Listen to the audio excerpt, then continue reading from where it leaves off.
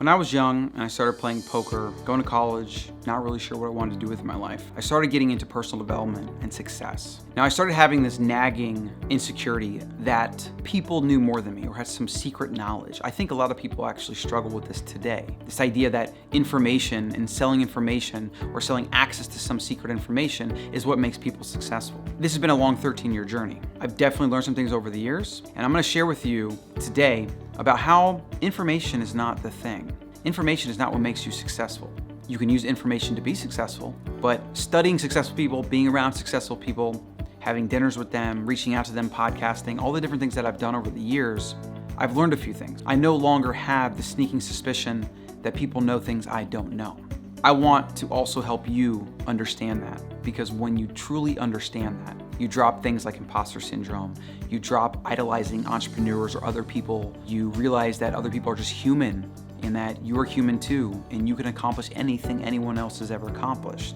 So I hope today's video is inspiring to you. I hope it's enlightening. I hope you do something with this information. This is gonna be a new format I try in the show. I want to spend more time storytelling because I want to convey a lot of these ideas. I want to help people level up their thinking, expand their awareness, and expand their consciousness around how they think so they can have a successful life, not only financially, also mentally, and in their relationships. Enjoy. One of the big things that I've come to realize, being around successful people, observing them, reading books about them, most people are complete and utter beginners and don't really know what they're doing most of the time. Now, I should preface that by saying successful people do find a way to become very good at certain things, or at least be very good at being successful at certain things. A perfect example of this is social media. A lot of the people that are famous on social media, maybe they're an entrepreneur or a marketer or a fitness person or a health coach or something like that. A lot of these people are not actually world class at the thing they're known on social media for. Now, when you think about that, that seems like it doesn't match up. But if you actually dive deep into it, you'll see this effect everywhere. People on social media are good at being known on social media. Sometimes that translates to being good at said thing, whether that's fitness, whether that's marketing, business, whatever. But it doesn't always translate, and it definitely doesn't translate as much as people think. A lot of the people that are very good, world class, they're stuck in a room somewhere doing amazing work, or they're in the factory or trenches or whatever building their business. They don't have time to be posting on social media. So you see this weird relationship between the two. So a lot of successful people have been able to create luck for themselves. Now, I'm hesitant to use the word luck because of all the negative connotations with that, and the idea that luck is something that just happens to you and you cannot manipulate in any way. But that's not accurate at all. You've probably heard this saying, the harder I work, the luckier I get, because it's absolutely true. Also, people every single day, even you, every day you wake up of your life, you have this amazing opportunity in front of you to do amazing things with all the resources that are available. There is so much abundance in our world today and so much opportunity that you could literally take an idea and you can build a real company and make real dollars and make real changes in the world. And it all starts with your idea plus action. So I want to show you what it looks like and how luck plays a role into success, and how successful people actually generate their own luck and then take advantage of that luck, right? They create opportunity, they create luck, and they take advantage of it.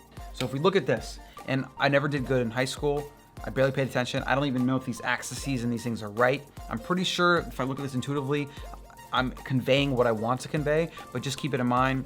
If you are a math whiz and you want to drop it below for some improvements, I'm always open to learning. So please comment below. Just make it productive, because I delete hateful comments. There's no time or place for them. So we have time here. So this is time going this way. And then we have effort here. So effort, time. And then here is success and results.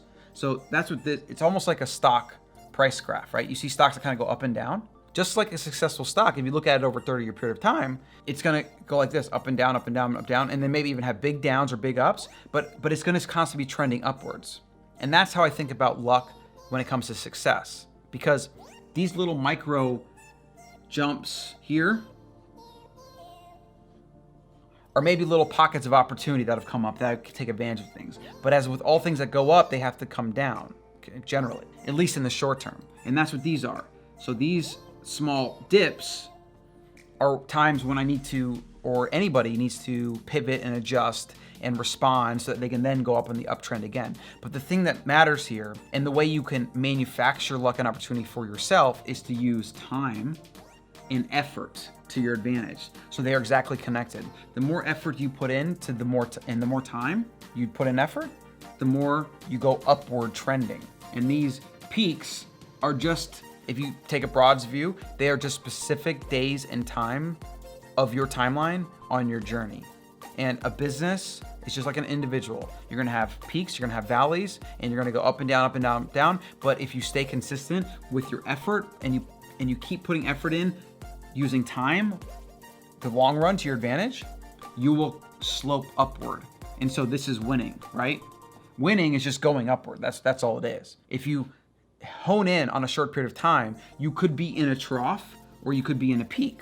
But that shouldn't really matter if you have fundamentals and principles and some goals in place, because you're still going to here. And no matter where you are at or where you're going, the thing that is constant, there's two things that are constant.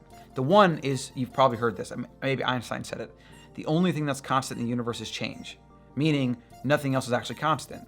There's no such thing as constant, other than maybe the way you think and your actions. Even that won't always be constant, because you'll do better sometimes and worse at other times. The only thing that is constant is change. So that's why this up and down is a fact of life. It's a fact of the universe. It's a fact of you as an organism. It's a fact of a business. Everything you do is going to have ups and downs. Nobody stays on top forever. No company, no person, no artist, nobody. But over the long run, the most successful people can keep winning. That's the thing that matters. So make sure you invest lots and lots of effort, lots of time, and then you embrace the ups and downs, and you keep going. As long as you don't quit, like as long as you don't stop here or here, or any of these troughs, you will eventually win, because you'll win over the long run. And that is how luck plays into success. And that's how you can manufacture success through luck, because you stay consistent and you get to take advantage of peaks in marketplaces and the economy and products and new technologies, whatever. Keep going. So these are the couple very big things that I've learned about success over the years. I am by no means an expert. I don't consider myself successful. I consider myself on the path towards success. I think of my life and where I'm at right now as day one, the way Bezos talks about Amazon. So this day one concept, which is very applicable to you, to all of us, is the idea that we're just getting started. And when you focus on the fact that we're just getting started, it reminds you to think long term. And like we just saw in the graph on the whiteboard, it's all about winning long term. Because on any given day, any given Sunday, you could be up or you could be down. But if you keep going, you'll be going up this way. So I hope you found some of these tips useful. I hope you find some ideas about how to change your thinking around success, maybe some pitfalls to not fall into, whether it's social media people you're following, or whether it's your friends and family telling you these things or that things, or whether you get sucked into buying flashy programs and courses that you don't really need. In fact, on that vein, I'm gonna leave you with something that has helped me on my journey to success like no other, more than anything I've ever done. It's reading. And this is one of the most important books if you're trying to build anything creatively or entrepreneurially. The War of Art by Steven Pressfield is one of those must reads. The number one thing that's going to get in your way is something that he calls capital R resistance. And when you can learn how to bust through resistance, when you can learn how to keep resistance at the door, when you can learn how to identify resistance and where it's showing up and then bust through, it's life-changing stuff. The thing that has helped me the most to get around successful people, to understand them, to ask the right questions, and to get a lot out of mentorship, mentoree roles, even mentoring people myself, has been books. It makes you more intelligent, more worldly, better spoken. You are just a more interesting person. And if you want to actually win in business, books are the gateway to opening your mind into seeing different things that you didn't see before. It is the best way to open your eyes. It is why most of the big CEOs in the world read something like 40 to 60 books a year, which you'd think a CEO doesn't have time. But a CEO is someone that has to have his or her eyes open at all times, because his or her blind spots can cost the corporation millions or billions of dollars. And reading is one of the best ways to do that.